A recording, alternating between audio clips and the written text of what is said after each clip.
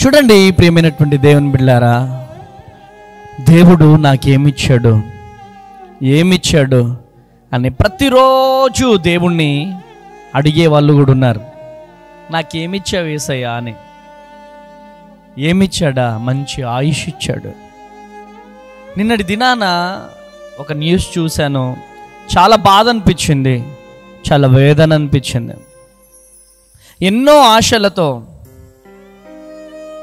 చదివాడు, ఎంతో కష్టపడి చదువుకున్నాడు, తన తల్లిదండ్రులు ఎంతో కష్టపడి చదివించారు. 100కి 3 రూపాయలు 4 రూపాయలు వడ్డీకి అప్పు తీసుకొచ్చి ఆ కుమారుణ్ణి చదివించారు. చదివించిన తర్వాత కుమారుడు 2023 ఇండియన్ పోలీస్ సర్వీస్ ఐపీఎస్ బ్యాచ్లో ఫస్ట్ క్లాస్లో పాస్ అయ్యాడు. పాస్ అయిన తర్వాత ట్రైనింగ్ అయిపోయింది. మధ్యప్రదేశ్లో జన్మించినటువంటి ఈ హర్షవర్ధన్, మధ్యప్రదేశ్లో జన్మించినటువంటి హర్షవర్ధన్ ఐపీఎస్గా పాస్ అయ్యాడు.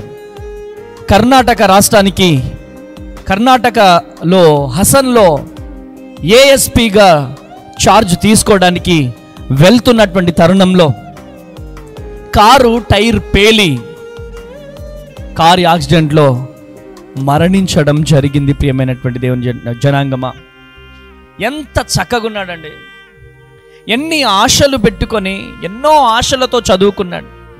కారు టైర్ పేలి అతి దారుణంగా చనిపోవడం జరిగింది. ఛార్జ్ తీసుకోవడానికి వెళ్తున్నటువంటి టైంలో, బాధ్యతలు తీసుకోవడానికి వెళ్తున్నటువంటి తరుణంలో, ఉద్యోగంలో జాయిన్ అవ్వాల్సినటువంటి మొదటి రోజే మృత్యువాత పడ్డాడు, మరణించాడు. ప్రియమైనటువంటి దేవుని జనాంగమా, ఎంత గొప్ప చదువుకున్నాడు. తన బాధ్యతలు తీసుకొని ఆ జిల్లా మొత్తానికే, జిల్లాకి బాస్గా నిలబడబోతున్న పోలీస్ యంత్రాంగానికి, ఆ జిల్లా మొత్తానికే మరి హెడ్గా ఉండబోతున్నటువంటి గొప్ప చదువు అది. అంత గొప్ప చదువుకున్నటువంటి ఆ వ్యక్తి కార్ టైర్ పేలి చనిపోవడం జరిగింది. మరి తల్లిదండ్రులు ఎంత బాధపడి ఉంటారండి. నా కుమారుడు ఐపీఎస్ అయ్యాడు, నా కుమారుడు ఐపీఎస్ అయ్యాడు, నా కుమారుడు ఐపీఎస్ అయ్యాడు, నా కుమారుడు ఈరోజు జాయిన్ అవుతున్నాడు, ఈరోజు కర్ణాటకలో హసన్లో నా కుమారుడు జాయిన్ అవుతున్నాడని ఎంతమందికి చెప్పుకొని ఉంటారండి. చాలా మందికి చెప్పుకొని ఉంటారు. కానీ ఆశలు అడి ఆశలు అయిపోయినాయి. తల్లిదండ్రుల కడుపు కోత. ప్రియమైనటువంటి దేవుని జనాంగమా, ఎంత బాధ అనిపించిందంటే అంత బాధ అనిపించింది ఆ సన్నివేశం చూసినప్పుడు. నిజంగా ఒక 10th క్లాస్ పాస్ అవ్వడానికి ఇంత కష్టపడతారు, ఇంటర్ పాస్ అవ్వాలి, డిగ్రీ పాస్ అవ్వాలి, అసలు ఐపీఎస్ పాస్ అయ్యి నిజంగా ఉద్యోగానికి వెళ్తున్నటువంటి తరుణంలో ఇలా అవ్వడం అనేది చాలా బాధ అనిపించింది, చాలా వేదన అనిపించింది. ఈరోజు ఈ మాటలు మీతో నేను ఎందుకు పంచుకుంటున్నానంటే, ప్రియ దేవుని జనాంగమా, దేవుడు ఇచ్చే ఆయుష్ నీకు అర్థం కావడం లేదు. అంత గొప్ప గొప్ప వాళ్ళు ప్రభువునందు నిద్రిస్తున్నారు, చనిపోతున్నారు. సినిమా యాక్టర్ దగ్గర నుంచి, ఎంపీల దగ్గర నుంచి, ఎమ్మెల్యేల దగ్గర నుంచి, మంత్రుల దగ్గర నుంచి, ముఖ్యమంత్రుల దగ్గర నుంచి అనేక మంది చనిపోతున్నారు. కానీ దేవుడు నిన్ను బ్రతికిస్తున్నాడు. ఈరోజు ఈ లైవ్ చూస్తున్న నీవు, ఈరోజు ఈ వీడియో చూస్తున్న నీవు, ఈ మందిరంలో కూర్చున్న నీవు బ్రతికి ఉన్నావంటే కేవలం దేవుని కృప. ఏ అర్హత నీలో లేదు, కానీ నువ్వు బ్రతికి ఉన్నావంటే దేవుని కృప. నువ్వు దేవుణ్ణి ఆశ్రయిస్తున్నావు కాబట్టి దేవుడు నిన్ను బ్రతికిస్తున్నాడు. ప్రియమైనటువంటి దేవుని జనాంగమా, ప్రైజ్ ది లార్డ్, హల్లెలూయా, హల్లెలూయా. చూడండి ప్రియమైనటువంటి దేవుని జనాంగమా, యెషయా గ్రంథము 40వ అధ్యాయం 29వ వచనం. సొమ్మసిల్లిన వారికి బలమిచ్చువాడు ఆయనే, భక్తిహీనులకు బలాభివృద్ధి కలగజేయువాడు ఆయనే. ఈరోజు సొమ్మసిల్లిపోతున్నావా? నీకు బలమిచ్చే దేవుడు ఆయనే. ఈరోజు ఏ అనారోగ్యంతో ఈ మాటలు వింటున్నావో నీకు బలాన్నిచ్చే దేవుడు ఆయనే. ఆయనను ఆశ్రయిస్తే ఆయన బలాన్ని ఇస్తాడు. నెక్స్ట్ సామెతల గ్రంథం 18వ అధ్యాయం 10వ వచనం. యెహోవా నామము బలమైన దుర్గము, నీతిమంతుడు అందులోనికి పరిగెత్తి సురక్షితముగా నుండును. ప్రైజ్ ది లార్డ్, హల్లెలూయా. యెహోవా నామము బలమైన దుర్గము, నీతిమంతులు అందులోనికి పరిగెత్తి సురక్షితంగా ఉంటారు. దేవుని పాదాలు ఎవరైతే పట్టుకుంటారో, దేవుణ్ణి ఎవరైతే ఆశ్రయిస్తారో వారు సురక్షితముగా ఉంటారు. 10,000 మంది పైబడినా పదిలముగానే ఉంచే దేవుడు ఆయన. ఎంతమంది శత్రువులు వచ్చినా, ఎన్ని అనారోగ్యాలు వచ్చినా ప్రతి అనారోగ్యాన్ని ఆరోగ్యకరముగా మార్చే దేవుడు ఆయన. ఈరోజు ఆయనను ఆశ్రయిస్తే నిన్ను సురక్షితముగా ఉంచుతాడు. డాక్టర్స్ అంటారు, ఏమంటారు? బాబు నువ్వు బ్రతకడం కష్టమయ్యా, చాలా కష్టమయ్యా బ్రతకడం, నువ్వు చాలా కష్టం బ్రతకడం అని చెప్పి అంటారు. కానీ ఆయన బ్రతికించే దేవుడు. ఆయనను ఆశ్రయించిన వారిని ఆయన బ్రతికించే దేవుడు. ప్రియమైనటువంటి దేవుని జనాంగమా, రెండవదిగా కీర్తన గ్రంథము 112వ అధ్యాయం 7వ వచనం. వాని హృదయము యెహోవాను ఆశ్రయించి స్థిరముగా నుండును. వాడు ఏంటంట? యెహోవాను ఆశ్రయించి వారు ఎలా ఉంటారు? స్థిరముగా ఉంటారు. ఎన్ని గాలులు వచ్చినా, ఎన్ని తుఫానులు వచ్చినా, ఎన్ని వరదలు వచ్చినా, ఎన్ని నిందలు వచ్చినా, ఎన్ని అవమానాలు వచ్చినా, ఎన్ని కష్టాలు వచ్చినా, ఎన్ని రోగాలు వచ్చినా, ఎన్ని అప్పులు వచ్చినా, మనము దేవుణ్ణి ఆశ్రయిస్తే స్థిరముగా ఉంటాం. మనలో ఒక విశ్వాసం ఉంటుంది, నాతో ప్రభువు ఉన్నాడు, నా దేవుడు నమ్మదగిన దేవుడు, నా దేవుడు శక్తిమంతుడు అని ఒక విశ్వాసం మనలో ఉంటుంది. ఈరోజు ఈ మాటలు వింటున్న ప్రియ దేవుని జనాంగమా, ఒక ప్రత్యేకమైనటువంటి రీతిలో దేవుడు నిన్ను దర్శిస్తున్నాడు, దేవుడు నీతో మాట్లాడుతున్నాడు. ఆయనను ఆశ్రయిస్తే నువ్వు స్థిరముగా ఉంటావు. ఈరోజు స్థిరమైన జీవితాన్ని పొందుకోవాలంటే ప్రభు ఒక్కడే. ఈరోజు స్థిరముగా ఉండాలనుకుంటే ప్రభు పాదాలు పట్టుకో. మూడవదిగా సామెతల గ్రంథం 30వ అధ్యాయం 5వ వచనం. దేవుని మాటలన్నీ పుటము పెట్టబడినవే, ఆయనను ఆశ్రయించు వారికి ఆయన కేడెముగా ఉంటారంట. Praise the lord. కేడెము అంటే ఏంటి? యుద్ధానికి వెళ్ళినప్పుడు ధరిస్తారు కదా కేడెము. ఏ బుల్లెట్ రాకుండా, ఏ కత్తిపోటు పడకుండా ధరిస్తారు కదా, దాన్నే కేడెం అంటారు. చూడండి, ఆయనే కేడెముగా ఉంటాడంట. ఈరోజు ఏ భయంకరమైనటువంటి వ్యాధి నీ మీదికి రాకుండా, ఏ భయంకరమైనటువంటి రోగము నీ మీదికి రాకుండా, ఏ భయంకరమైనటువంటి యాక్సిడెంట్ నీకు కాకుండా ఆయనే నీకు కేడెముగా ఉంటాడు. నాకు అనిపిస్తుంది అన్ని వందల వేల కిలోమీటర్లు మనం తిరుగుతున్నాం. ఇంచుమించు ఈ తక్కువ టైంలోనే ఒక 2 లక్షల కిలోమీటర్లు తిరిగి ఉంటాం. ఆ 2 లక్షల కిలోమీటర్లు కూడా తక్కువ టైంలో.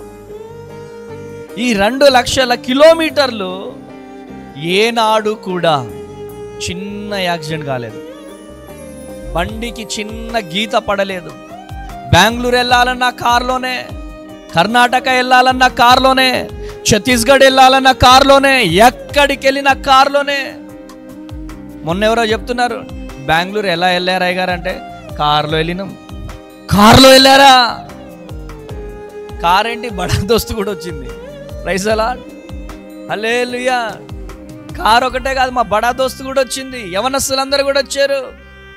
కర్ణాటక, బెంగళూరు, ఛత్తీస్గఢ్, ఒరిస్సా, ఎక్కడికి వెళ్ళినా వాహనంలోనే వెళ్తున్నాం. కేవలం దేవుని కృప. ఈరోజు దేవుని సన్నిధిలో ఉండి చెబుతున్నాను, కేవలం దేవుని కృప ఉంది కాబట్టి ఏనాడు ఏ యాక్సిడెంట్ కాకుండా దేవుడు కాపాడాడు. కనుక ప్రియమైనటువంటి దేవుని జనాంగమా, ఈరోజు దేవుడు నీతో మాట్లాడుతున్నాడు, దేవుడు నిన్ను దర్శిస్తున్నాడు. ఒక ప్రత్యేకమైనటువంటి రీతిలో దేవుడు నిన్ను దర్శిస్తున్నాడు. ఇకనైనా ప్రభు పాదాలు పట్టుకుంటే దేవుడు మిమ్మల్ని సురక్షితంగా కాపాడుతాడు, దేవుడు మిమ్మల్ని స్థిరంగా కాచి కాపాడుతాడు, దేవుడు మీకు కేడెముగా ఉంటాడు. అనేకమైనటువంటి రాజకీయ నాయకులు, పేరు ప్రఖ్యాతి సంపాదించున్నటువంటి ఫ్యాన్స్ ఫాలోయింగ్ ఉన్నటువంటి వారు చనిపోయారు. కానీ ఈరోజు నువ్వు బ్రతికి ఉన్నావంటే దేవుని కృప కాదంటావా? కేవలం దేవుని కృప. ఉదయాన్నే లెగిసి, ప్రభువా ఇంత చక్కని దినాన్ని నాకు ఇచ్చినందుకు వందనాలు, ఇంత చక్కని దినము నాకు ఇచ్చినందుకు వందనాలయ్యా, నీ కొరకు బ్రతికే కృపనిచ్చినందుకు వందనాలయ్యా, అయ్యా కృప కలుగును గాక ప్రభువా, నీ కొరకు బ్రతికే కృపను మాకు ఇచ్చినందుకు వందనాలు, అద్భుతం జరిగించండి అయ్యా, ఆశ్చర్య కార్యము జరిగించండి అయ్యా, అయ్యా ఇంత చక్కని దినాన్ని మాకు ఇచ్చినందుకు వందనాలేసయ్యా అని ప్రార్థన చేయాలి. కృతజ్ఞత ఉండాలండి.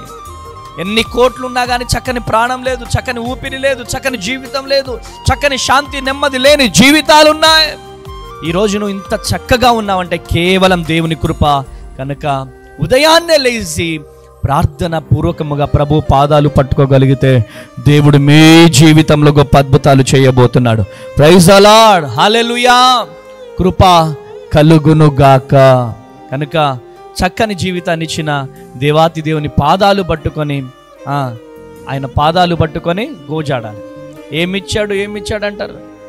వెళ్దామా గాంధీ హాస్పిటల్కి వెళ్దామా బసవతారక్ హాస్పిటల్కి వెళ్దామా హైదరాబాద్ నిమ్స్ హాస్పిటల్కి వెళ్దామా? అక్కడికి వెళ్తే దేవుడు నీకేమిచ్చాడో అర్థమవుతుంది.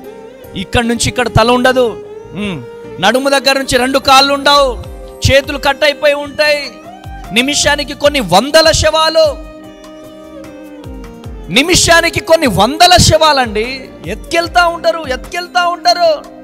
ఎవరికైనా ప్రార్థన చేద్దామని వెళ్తే అప్పటికప్పుడు అంబులెన్స్ వెళ్తూనే ఉంటాయి, మోసుకెళ్తూనే ఉంటారు. రోజుకొచ్చి కొన్ని వేల మంది చనిపోతున్నారు. ఆ వేళల్లో నువ్వు లేవే, ఆ వేళల్లో నేను లేనే. నిన్ను, నన్ను, మనలను, మన సంఘాలను ఈరోజు దేవుడు సజీవ లెక్కలో కాచి కాపాడాడంటే దేవుని కృప కాదంటారా?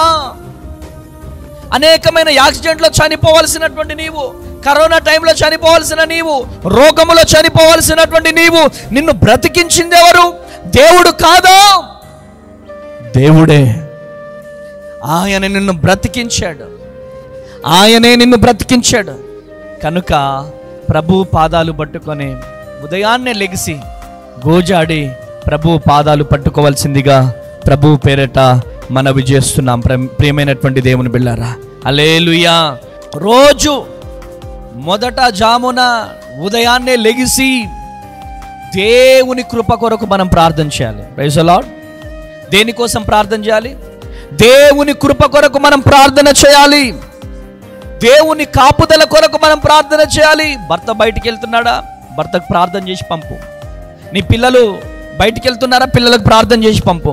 పిల్లలు స్కూల్కి వెళ్తున్నారా? ప్రార్థన చేసి పంపు. కాలేజ్కి వెళ్తున్నారా? ప్రార్థన చేసి పంపు. ఉద్యోగానికి వెళ్తున్నారా? ప్రార్థన చేసి పంపు. ఒక తల్లిగా, ఒక తండ్రిగా కుటుంబాలలో ప్రార్థన ఉండాలి. ఎవరు ఎప్పుడు ఏమైపోతున్నారో అర్థం కావట్లేదు. దేవుని కృప మనకు లేకపోతే మనము దీవించబడలేము. కనుక దేవుని కృప కొరకు కనిపెట్టి ప్రార్థన చేయవలసిందిగా దీన సేవకునిగా నా 2 చేతులెత్తి బ్రతిమలాడుతున్నాను. ప్రైజ్ ది లార్డ్, హల్లెలూయా. కనుక ప్రియమైనటువంటి దేవుని జనాంగమా, ఈరోజు నువ్వు ఎవరివైనా కావచ్చు, అనేకమైనటువంటి గొప్ప గొప్ప ఆఫీసర్స్ చనిపోతున్నారు, మంత్రులు చనిపోతున్నారు, ముఖ్యమంత్రులు చనిపోతున్నారు, పొలిటీషియన్స్, స్పోర్ట్స్ మ్యాన్స్ అనేక మంది చనిపోతున్నారు, సినిమా యాక్టర్స్ చనిపోతున్నారు. అక్కడికక్కడ గుండె ఆగిపోతుంది. కానీ దేవుడు ఇంకా నీ గుండెను బ్రతికించాడు. ఎందుకో తెలుసా? ఆయనను నువ్వు ఆశ్రయిస్తున్నావు కాబట్టి, ఆయన పాదాలు పట్టుకుంటున్నావు కాబట్టి. ఈరోజు ప్రభు పాదాలు పట్టుకొని కన్నీరు గార్చి ప్రార్థన చేసే బిడ్డలముగా మనం లెగాలి. కృతజ్ఞత కలిగి బ్రతకవలసిందిగా ప్రభు పేరిట మనవి చేస్తున్నాను. ఈ సంఘంలో ఉన్న ప్రతి ఒక్కరికి 2 చేతులెత్తి బ్రతిమలాడుతున్నాను. ఈ వీడియో చూస్తున్న వాళ్ళందరికీ కూడా బ్రతిమలాడుతున్నాను. ఈ రోజు ఉన్న వాళ్ళు రేపు కనపడడం లేదు. కనబడుతున్న మనము ప్రభువుకి కృతజ్ఞత కలిగి ఉండవలసిందిగా ప్రభు పేరిట మనవి చేస్తున్నాను. యేసు నామంలో ప్రతి ఒక్కరు కృతజ్ఞత కలిగి ఉండుదురుగాక. ఆమేన్.